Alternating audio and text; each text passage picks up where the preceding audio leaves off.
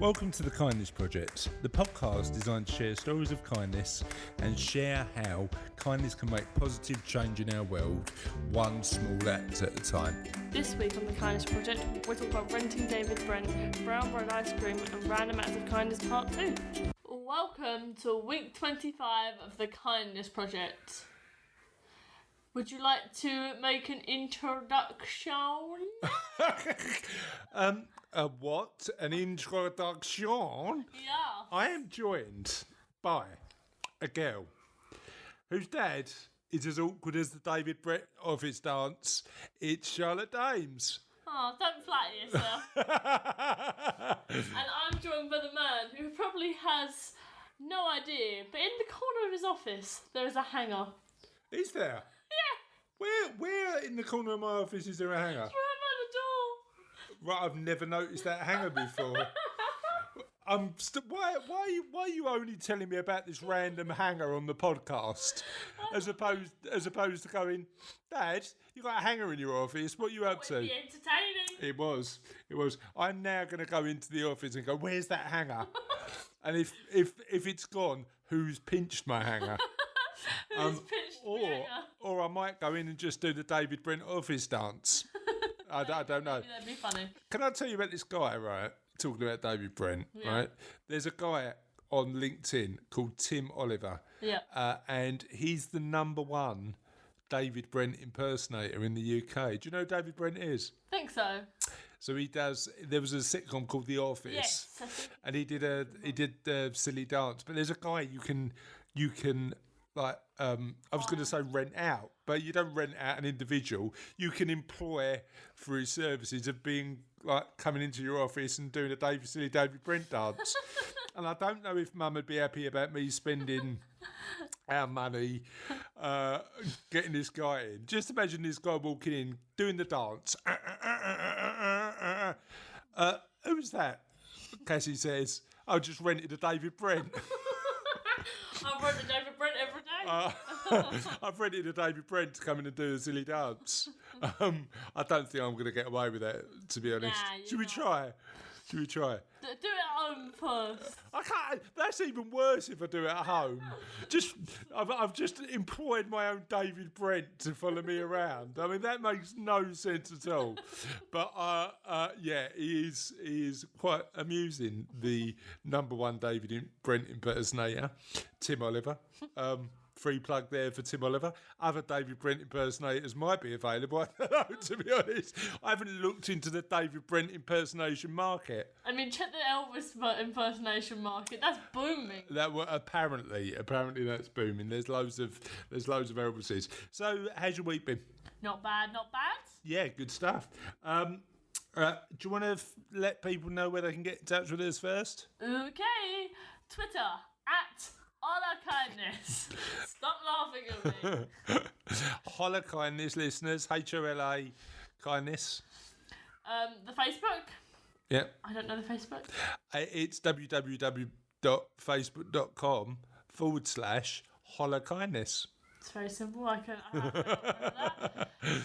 The email. It's Holla @thekindnesproject.co.uk. The terror on your face when you get to the end and you can't remember whether it's .com or .co.uk and you just slow down, your eyes widen like you're in a horror movie. .co.uk? Is it? Please tell me I'm right. I'm going to change it to .eu.gov.aol or something like that, something really complicated.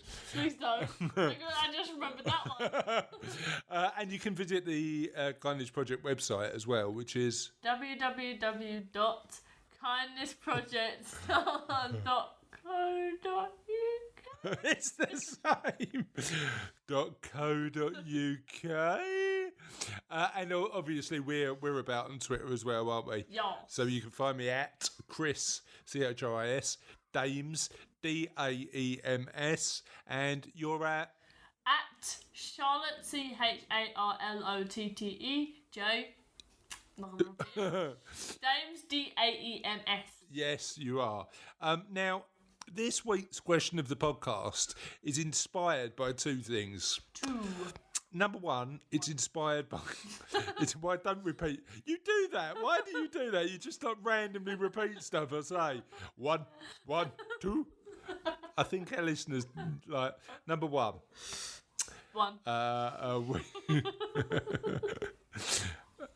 We had a kindness news story about ice cream in Wales, didn't we? Yes. So this news story was somebody sent a bunch of money to a ice cream shop in Wales. I think it was in Powys, and they, with a little note saying, please give away free ice cream until the money runs out. And they did that, didn't they? Now, last weekend we were in Wales. Yes, we had more tea than ice cream, though. We had quite a lot of tea. I had a beautiful Polish bread basket with goulash. That was very nice. And I had pizza soup. You had pizza soup. yeah. It just dripped off the plate as pizza should. I'm not sure that's true, but pizza soup wasn't. But back to the Welsh ice cream. Back to the Welsh ice cream, but we did have ice cream, didn't we? Yeah. So we went in, and it was done with goat's milk. As opposed to cow's milk. That was quite nice. So the goat's milk was really good. But they had some range of flavours. So we were looking sort of at all the flavours. You had mango. And I decided to go into mango, and I had caramel, I think. You had caramel, and I think I had chocolate or mint chocolate chip or something like that. But anyway, as I was perusing the ice cream flavours, I noticed, my eye glanced across a rather strange ice cream flavour. And it was known only as brown bread ice cream. Who does that? People of Wales. What is going on? Brown bread ice cream. I mean, come on. There are so many flavours you could go with. You must admit, brown bread is better than something like oil painting. Yeah. What flavoured ice cream you got, mate? Yeah, we've only got one flavour left. What's that? Metal. No. It's almost as bad as metal.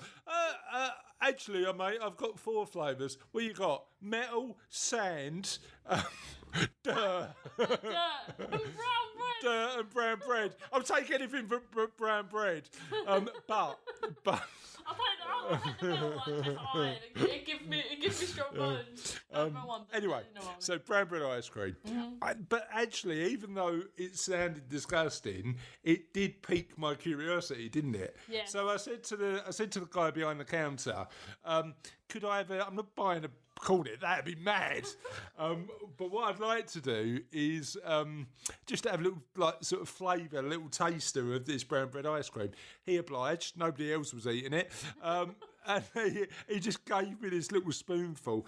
We were in Hay-on-Wye, by the way, which is an awesome place. We'll talk about that in a minute. So he gave me this tiny spoonful of brown bread ice cream, and it was interesting. It was bready. is probably the most polite thing I can say. It was. What are you gonna do? It was chunky. I wouldn't go for a full cornet or tub of brown bread ice cream. Did you try it or not? No, because you saw my face when I had it.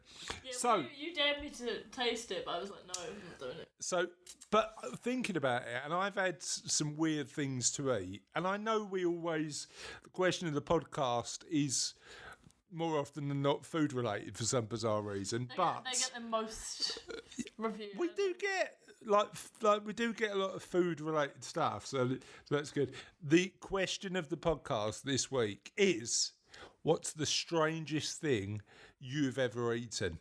So, as you didn't have brown bread ice cream, Charlotte, what do you think the strangest thing you've ever eaten is? Oh, I don't know. I just like eating, so I just eat a lot of foods. I just have everything. I think the weirdest thing I ever actually ate was when I made myself that sandwich. Yeah. And it had salsa, ham, cheese, on white bread and stuffed in the microwave. Yeah. Disgusting, certainly. It was delicious. Unusual, I'm not so sure. So anyway, listeners, we'd like to find out what is the strangest thing you've ever eaten. And we will tell you about our experience in Wales a little bit more because it was really good, wasn't it? But for now, let's move on to Kindness News. This week, Charlotte, Kindness News, Elderly Edition. Prickle me tickle. Oh. Batterby porridge. I'm using really broad stereotypes to both imitate and make up phrases about elderly people. I'm going to stop doing that right now, so you can tell us about the genuine kindness of elderly people. Okay. Or is it the kindness of elderly people or the kindness to elderly people? I've actually got one of each. Oh, excellent. I look forward to hearing it. Okay. Pickle me, tickle. Small acts of kindness by senior sewing group make big difference. The children dreaded the thought of their ailing mother's final days, but to their surprise, they were relieved by what they saw when they entered the room where she was receiving hospice care. A fully curved pillow propped her neck comfortably. A hand-stitched quilt kept her body warm as soothing music played. The handmade gifts can make all the difference in a dire moment. When the family walked in, that's the visual they got. Mum is cosy, comfortable, and calm and peace, recalled Linda Shields, a nurse with Heartland Hospital based on the North Side. It's a real blessing for them. For years, such donated items have brought comfort to nursing home residents as well as hospital and hospice patients in central Ohio, but the recipients typically never meet the volunteers who make them. Gotcha. The dozens or so women call themselves the Service Circle. They meet for several hours every Monday morning at the Gilley Community Senior Centre on the Columbus northeast side, in a room filled with the whir of sewing machines and the laughter of long-time friends. Oh, love Using mostly donated materials, the group knits and sews blankets, quilts, garment protectors, bags that attach to walkers, neck and body positioning pillows, and pocket-sized cloths with written prayers attached, among other creations. While some supplies are purchased, such as stuffing and thread, the group mostly use leftover scraps of material from community donors. They distribute all items to people in need, mostly other adults, by staying in touch with the places that serve them. They put a little bit of love in every stitch, Shield says. Though the group has existed for nearly 20 years, it keeps a low profile. Knowing the items they make will bring somebody else happiness is satisfying enough, said volunteer Geneva Jones, 79, of North East Side. Volunteers often take the special requests from their clients, including making items that are Buckeyes, Scarlet and Grey, or Patriotic Red, White and Blue to honour veterans. Two popular gifts for people with Alzheimer's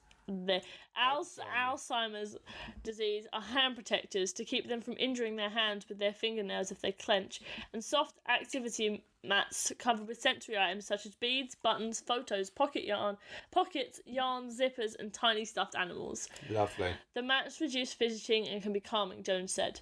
Anyone aged 50 or older can visit the centre and become a Service Circle member, even people without sewing experience. Those volunteers cut material and stuff pillows. We're one big family, Jones said. For some participants, that's not just a metaphor. Emma Jo Dolan, 93, the group's most experienced volunteer, lured her daughter to the cause a few years ago, after the latter retired from real estate. Now the pair, who live together on the North East Side, sew each Monday together. Dolan has been sewing for about 80 years. 80 years? How old is she? She's 93. Oh, I like helping people out, and this is the way I can do it. I love it. It beats sitting at home twiddling her thumbs, she joked. She might be on something. Several studies indicated that volunteering can curb challenges associated with ageing. She might be on something or onto something. Onto something. Sorry, I missed a word. Just like, she might be on something. She's taking drugs to help her knit. I wonder if there's a drug-induced state that makes you a better knitter. Like, you know, they have steroids for runners. Apparently several studies indicate that volunteering can curb challenges associated with ageing. But that's, do you remember us talking before about the release of oxytocin? So yes. Knowing that you're going to do something kind for somebody else means that it releases oxytocin in your brain that is a anti-aging drug. So they're not on steroids, they're just high on kindness and happiness. It's an awesome thing. The Corporation for National and Community Services... No, it's the same one. All right. Community Services' most recent report on the topic, for example, found that after 1 year of the volunteering, 46% of its senior corps members reported improved health and well-being. Excellent. 63% reported decreased feeling of isolation, and 70% reported fewer symptoms of depression. More than 21 million older adults in the United States volunteer, with an estimated yearly economical benefit of more than $77 billion, according to the group. Love it. When the sewing circle goes to work on Monday mornings, receiving recognition isn't on their mind, said 67-year-old Jodie White, Dolan's daughter. Most of us have... Oh, it's a family affair. You've got the... Well, I said earlier that she dragged her daughter into it, and they just sew together every Monday. Yeah, but that's 91 and 67. 93 and 67. 93 and 67, right. Most of us have had a loved one go into hospital or hospice, and we appreciate the ways people helped us out at the time, White said. We do it to give back. It's not for the glory, it's for the patients in need. You know what? You've been in a hospice once. You were a baby, actually. It was when my granddad passed away, and we went to visit him in a hospice in Bow, and it was amazing the care they gave Granddad. It was just incredible. He didn't want to be there, but they really, really looked after him in his final days. It was incredible. So well done, the sewers of Ohio, is it? Yeah. That are sewing stuff for people having later life and hospice care. Well done. Okay, the charming act of kindness that made an 88-year-old woman's day. It was the sort of random act of kindness that restores your faith in human nature. Certainly that was how Valerie Horwood felt when a total stranger helped her out of a tight spot at Gloucestershire bus station. The 88-year-old had been visiting her 80-year-old husband in City Gloucestershire's Royal Hospital, getting lifts when she can from home in Hasselholt. But those lifts are not always available, and recently she got a bus to the bus station, hoping to get another to the hospital in nearby Great Western Road. But it was the weekend, when the buses do not always run as regularly as in the week. Oh no. So not being the most mobile, Mrs. Harwood and a woman she did not know, but who found herself in the same situation, decided to get a taxi for the rest of the journey. It seems the stranger, a man about 40, heard their discussion and decided to help. He handed Mrs. Horwood some money for the taxi and quickly went on his way. Gloucestershire Royal Hospital, she said. She said the man came over my shoulder, gave me a £5 note and said, "Take it and go." Amazing. We just looked at one another and he was gone in a flash. We didn't know who he was, but I thank him so much. So, knowing that they were deliberating whether to get a cab home, this guy just walked up and paid for their cab. Yeah, because they were like, "Oh, we got to get a cab to the hospital," and this guy just came over the shoulder, handed a £5 note and walked away. Consider it done. I love that. Just really small acts of kindness that make somebody's day. Thank you for that acts of kindness, Elderly News. I really appreciate it. No problem. Okay, so I think you'll remember last week we had a look at some of the random acts of kindness in a little book called Random Acts of Kindness. 300. How many times are you going to say random acts of kindness? To make the world a nicer place. Okay. By Danny Wallace. And last week we decided on we were actually going to do 2, right?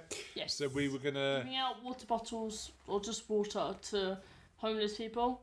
Maybe we just give out water to anybody. We just take a crate of water bottles, take it into town, and see how we get on by just giving it out. Yep, and also we are going to take spare toys to a maternity ward, but we are looking for some more, so we are going to flick through this book and see what we can do. Go on then. You got to make the sound effects. Why have we got to have a different sound effect for everything? Okay. Oh my god, that's so boring. Right, we're going to go for stop. You've closed the book. Try it. Do the rifling through the book again. Stop. Okay, what we got? Pay for a stranger's meal. Okay, I like the idea of that. Phone your parents on your birthday and thank them. Right, you know what I don't do enough? phoning my parents, definitely. Because I think when you become an adult, you tend to forget how important it is to stay in touch with your mum and dad. So I am definitely going to do that one. Actually, I'm going to do it today. I'm going to phone Nanny and Grandad, record it for the podcast, #Nanny Ann, and Nanny Ann living.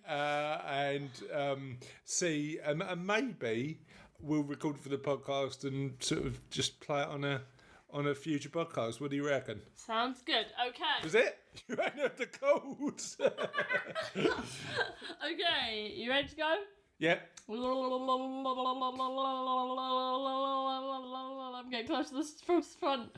Why does you flicking the pages sound like a combination of a drunk alien and a wobbly jelly? Because flicking the pages, the sound isn't very strong. Okay. No, Charlotte's laughing. That's loud enough. Right, say stop. Stop. Okay. On the way home from the pub with your mates, stop at an all-night garage, buy a loaf of bread and some bacon, and give it to a passerby for their breakfast. I love that idea. Yeah. Unfortunately, it's not one we can do together because I don't take you to the pub that often. And you don't go to the pub that often. And I don't go to the pub that often myself. And I actually did this on Friday, tidy the office kitchen. I know it's almost unbelievable for me to tidy a kitchen, but I did tidy the office kitchen. So I'm one up on that one. Have we got any new ones this week that we want to do? Not yet? Okay, well, we need to find one. So you start. Stop. Okay. During a power cut, offer candles to your neighbours. I'm cool with doing that, but I want one that I can do now as opposed to circumstantial. Yeah. If you're picking up the Sunday papers, buy an extra one and put it through somebody's door. See, I like the idea of that, but I'd always feel like, when you poke anything through somebody's door, and it's uninvited, I'm not convinced you should be doing that. Just like, if you knocked on the door and said, "Here's a paper," fine. But if you just run, just go quick before they find out. You know what I think might be a good act of kindness, Charlotte? A baguette through somebody's door. Quick, shove that baguette through the letterbox and run. Oh God! Penny. Yeah, mate. Have this. No, Penny would work because it's flat. The baguette is long and just try to poke a baguette through somebody's door. No, just a croissant. Just pastry. Just loads and loads of random pastry. Yeah, just put a flapjack through the letterbox. Yeah, have a baguette. I almost got attacked by a baguette once. Have I ever? I've told you this story, haven't I? So last year, listeners, I'll just quickly tell you this story. I did the Paris Marathon.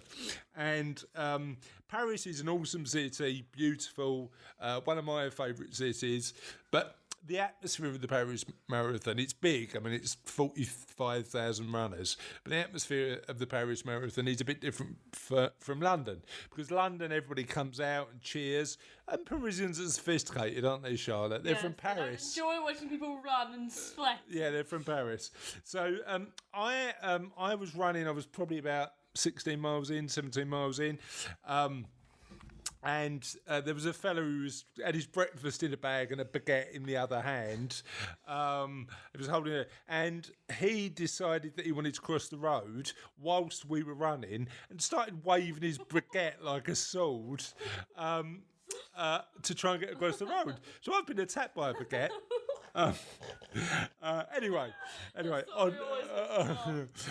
I did tell it to one of my clients when I got back, and he went, "Could you make it sound any more French?" He was wearing a Barada stripe t-shirt. He wasn't wearing a Barada stripe t-shirt. He had a moustache. No, he didn't. Okay, and this is one that we're going to be doing later, because I'm going to be helping you with your homework, and I'm going to be helping Sophie with her homework. So I will be helping a child with their homework. I bet you've done that, though, haven't you? No, yeah. Sometimes I just pop into the library at school and go, oh, yeah, I see people doing homework on the computers. I go, yeah, that's the answer to that. Without invitation. You don't go, do you mind if I help? You go, all right, that's the answer. I'll have that one. No, they're all welcome to let me help. And they're just like, just go, yeah, that's the answer. Fair enough. Okay, so let's do one more flick. So a lot of these we do already. You were ready to do the sound effect there, don't we? So I'm not too keen on shoving papers through people's doors. I'm already helping people with their homework. I did clean the office kitchen. And I clean the office kitchen when I come. Exactly. So let's try one more time. We need to find one. So we've decided on giving toys some maternity wards and handing out water, which we'll do. We need two more at the very least. Are we ready? Stop. Oh no, we've had that one. Stop. Okay. Students coming to Britain have it tough.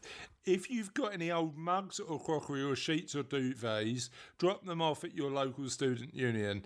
The money they can save can be spent on beer and Rizzlers and at a push, maybe books. I'm not going to do that. I'm not going to do that. Student union? Where's the nearest student union? I don't know, to be honest.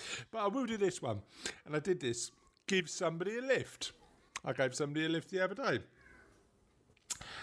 I get the bus. How about this one? If you give somebody a lift on the bus as you deliver their cactus to the driver, if you know a friend is at home in bed with a cold or the flu, drop round a get well parcel around. But remember, keep your distance. Friends don't have to share everything, including their colds. Let's try one more. Are we ready? Stop. Give a kid a set of coloured pencils or crayons, or better still, a box of chalk, because then at least when they write something rude on your trousers, you can brush it off. Yeah, I don't know what kids you're knocking around with, Daddy Wallace, but exactly. Yeah, here's some crayons. The first thing I'm going to do is immediately write on your strides. Next one is really simple, and it's something all of us should do more often, I think. Just listen. What do you think? It's good. Go on, tell me. It's good. Is it? I'm trying to listen, but you're not talking. This is a good idea. Yeah, actually. It lets you lend an ear. I'm trying to do poetry, but I feel that I am running out of words to say. It does say lend an ear, but we've talked about my ears in the past, and certainly people don't want one of my ears. They're rubbish. The other one is pull some weeds from someone's front garden. Make sure you know the difference between a weed and a flower, though. You don't know the difference between a berry and a deadly nightshade, do you, Charlotte? Should we talk about that in a later podcast? No. Or leave a saucer of milk out for a cat and a dog? What do you think of that one? I think we done that when we were on holiday once. And there was a pregnant cat, and Mum and Soph took milk out for her. So I'll tell you what I'm going to do from that one. I'm definitely going to lend an ear more. I'm definitely going to try and listen a bit more. But in addition to that, I am going to buy some coloured pencils and shove it through somebody's letterbox. And make sure they don't draw on you. Right, so I'm going to lend an ear. We definitely need one more. Let's do this kindness roulette one more time. Are we ready? Stop. Okay. Pay for an extra game at the bowling alley for some strangers. What do you reckon on that one? Don't bowl. Not gonna work. Scrub a gnome. I don't know whether scrubbing a gnome's gonna work. Now this is one we can definitely do, and we'll do it when we give away water. Make an extra sandwich and give it to somebody at random. So should we, when we take some crates of water, do what we did? We'll take some backpacks full of sandwiches. And we did that, didn't they? And I really enjoyed doing something and just giving something back. I do the hold the lift for someone even if they're miles away, but I do it with doors. Yeah. If I see someone coming down the corridor, I'll just stand there with the door open. The problem with doing that is then you always feel obliged to run, don't you? Do you know what I mean? It's like somebody's holding the door a million miles away and then you've got to get there quicker because you don't want them to do it. But I always do that. Our offer to take photos at a special event. I really like that one. Yeah. Because you always have to, if you're like standing and you're trying to take a selfie, which I'm sorry, mate, but you're a disaster at. Like sometimes people are offered to take pictures for you, and like. What's the matter with my selfies? Who's the man who has to put a timer on all his selfies because he has to turn it on and then readjust how he's holding his phone? Okay, I'm rubbish at selfies. And then the last one is phone your local radio station and ask them to dedicate a song to someone you know is listening. So, action, right? We've decided that we're going to give away water and sandwiches. What were the other things we were going to decide? Give some toys away to a maternity ward, which we can do. And listen more. And what are you going to do? What are you going to shove through somebody's letterbox? Croissant. Or maybe a newspaper. Is this where the after party is? Yes, it's we call it the end of the podcast, though. It's the end, but it's where all the cool kids hang out. Not that we want to be the cool kids. Can I leave then? No. It's where the geeky kids hang out. It's the end of the podcast. Podcast after party. Yes. We've started to call it, and we have always shared our listener stories. This week, it's a bit like biscuits. It's a bit like Muppets. People are throwing in comments left, right, and centre. It blew up. It went boom. The after party went boom. Kaplooey. I don't even know what that was. And guess what the question of the podcast was? Can you remember from last week? No. So the last week's question of the podcast, and people were really generous about sharing their favourite, was, what's the best piece of advice you've ever had? Oh, I remember doing this one. So what's the best piece of advice you've ever had? I think it'd probably be from you, like all the pieces of advice you give me. Okay. Never eat brown bread ice cream. Keep trying was more the one I was thinking of. So let me share the piece of advice our incredibly wise listeners give us. Alistair Walker, not a friend of the show yet because he's only made one comment so far. We need a friend of the show threshold, don't we? Yes. So how many times do we need a comment from somebody before they become a friend of the show? 3, 5? 5. Said it 5. That Alistair, you're on the right track. It's like when you go into Starbucks and they give you a free coffee if you get to 5 coffees, you will become an official friend of the show. And for that, you get the awesome prize of absolutely nothing apart from being called a friend of the show. Every time you make a comment. So, not friend of the show yet, but for working towards friend of the show, Alistair Walker delivered a fine piece of advice. He said, you were given one mouth and 2 ears. Use them in that proportion. What do you think of that advice? I can just see Mum nodding in the background. Cassie definitely agrees with that one. Next. John's got a few. Friend of the show. Definite friend of the show. And he has spoken to me about being a guest host. So what do you think of doing a guest host? We give you one chance. You might become an unfriend of the show if you mess it up. Because listen, if you make it any less shambolic, we're going to have a word, John. All right. He's got too many, but there's a few. He's got 3. From an old boss, never leave a situation for a negative reason, always a positive one, i.e. never move from something, move to something. From Mum, never leave a room on a crossword. And John's chucked in his own piece of advice. Before you criticise somebody, walk a mile in their shoes. That way, when you criticise them, you're a mile ahead and you've got their shoes. And that I went back to John and said, I wondered why we'd got so many shoes in our house. Is that because Charlotte and Mummy keep on trying to walk a mile in people's shoes? And I have less shoes than you do, mate. I've got 4 pairs of shoes, and that's it. I've got about the same amount, yeah. Okay. Whose shoes have we got then? Who's got all the shoes? Who's got all the shoes? I know who's got all the shoes. I think it starts with an M or a C. Yeah. Okay, so Mikey Fitzgerald, definite friend of the show. Definite friend of the show. We like Mikey. He found this quite tough, but he said he's got a few. So all you ever need is just enough. His Uncle Paddy said that. Yep. I like that. I really like that. If it will make you squint, it will burn you. I think that was his granddad talking about sunburn. So if you go out in the sun and it makes you squint, it's probably going to burn you. Now, with my Mediterranean skin, I don't really need to worry about that, but because I tend to tan. But certainly good advice. Loving someone doesn't mean you'll always get along with them. What do you think of that one? Good point. And that's true, isn't it? Yes, You're not always going to get on with the people you love. Mikey's dad, who he calls Papa Fitz, which is quite a... can I have a cool nickname? Your Papa Smurf. Yeah. Have you seen Papa Smurf? Yeah, exactly. Yeah. Said, He's got a really big white beard. He's really old. Yeah. Oh, cheers, mate.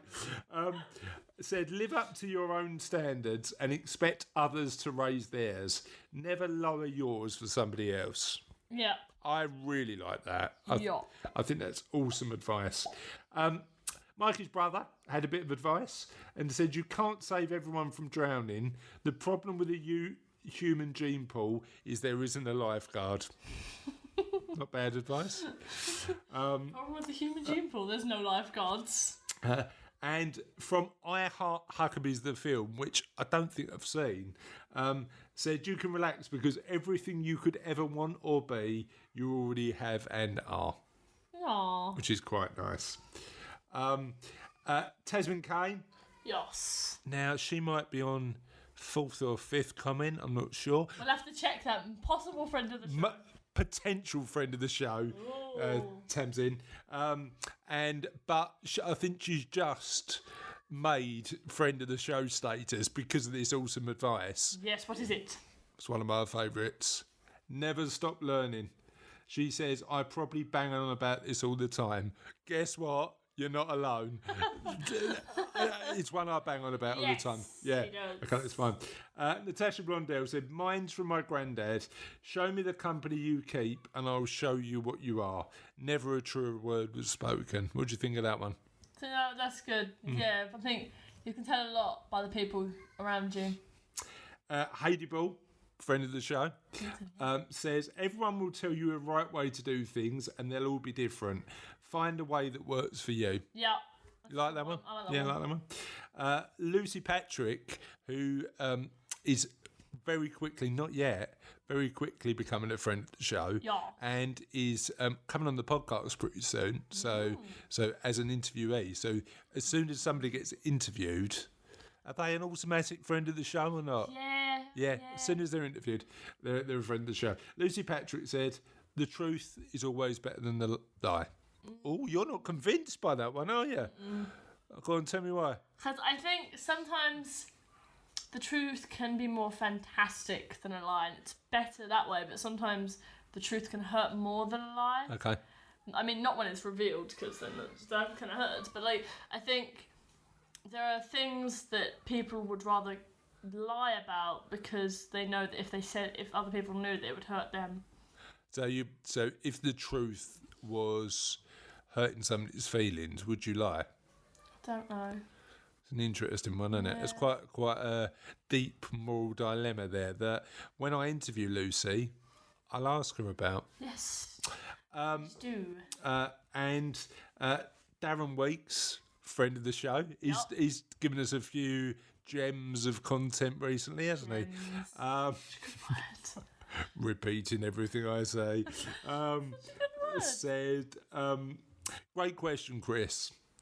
Change the things you can, accept the things you can't, and have the wisdom to know the difference, also known as the Serenity Prayer. Good advice, even with the prayer bit. The prayer bit is what put you on. Well, no, it's fine advice for atheists, for religious people, for everybody. Don't worry about the things you can't change.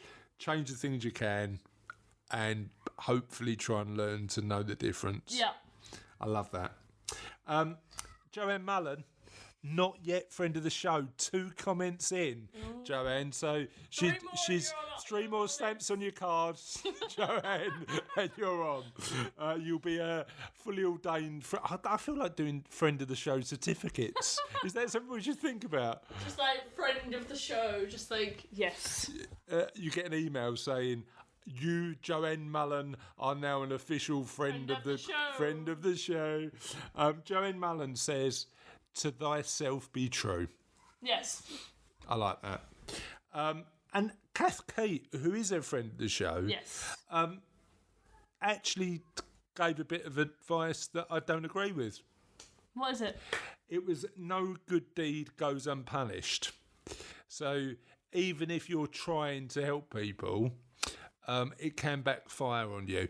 And potentially it might, but I don't think that's a reason not to carry on trying. Yeah, I don't think that that advice never said that. It just said that no good deed goes unpunished. Yeah, that means no good deed goes unpunished. Yes. So you don't. Okay, so no good deed goes without a sacrifice or something along those lines. It doesn't mean that you have to.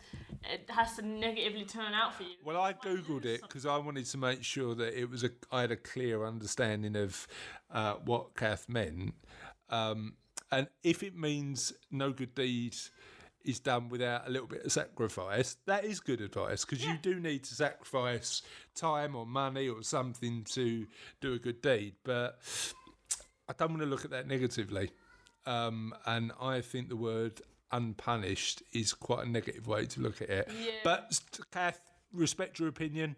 Still a friend of the show. Still a friend of the show. You're fully ordained friend of the show. Caroline Oakley, who Come next time.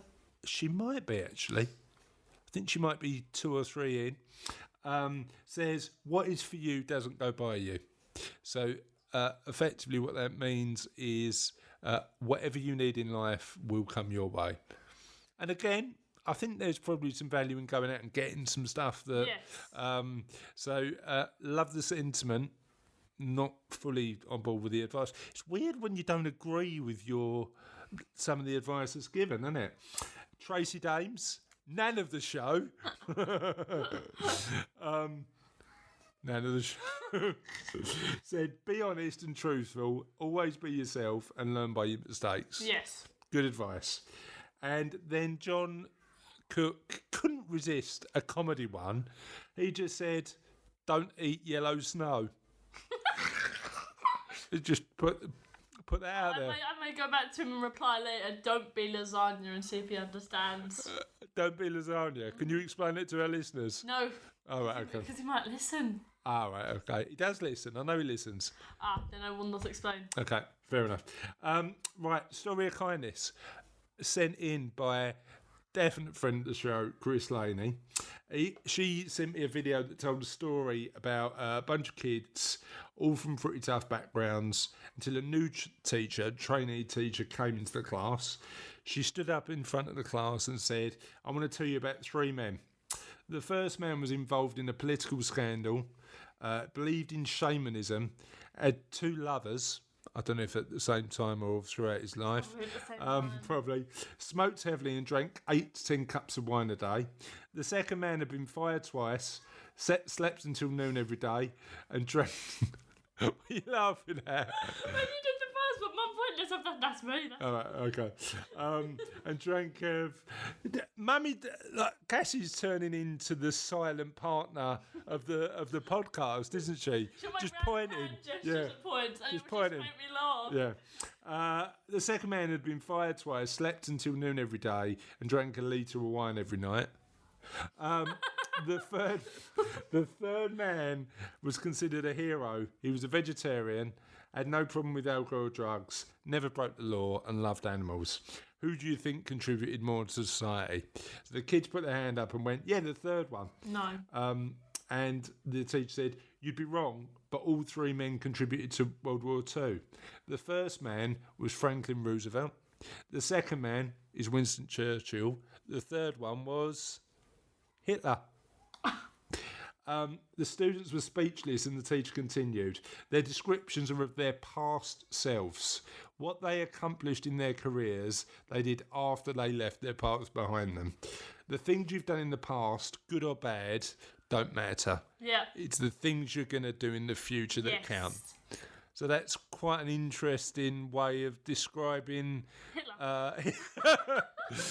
hero, World War One hero. I mean, obviously he did some rubbish stuff as well. He was a failed painter, and it wasn't particularly pleasant to people If he in the wasn't a future. failed painter, we wouldn't have World War II.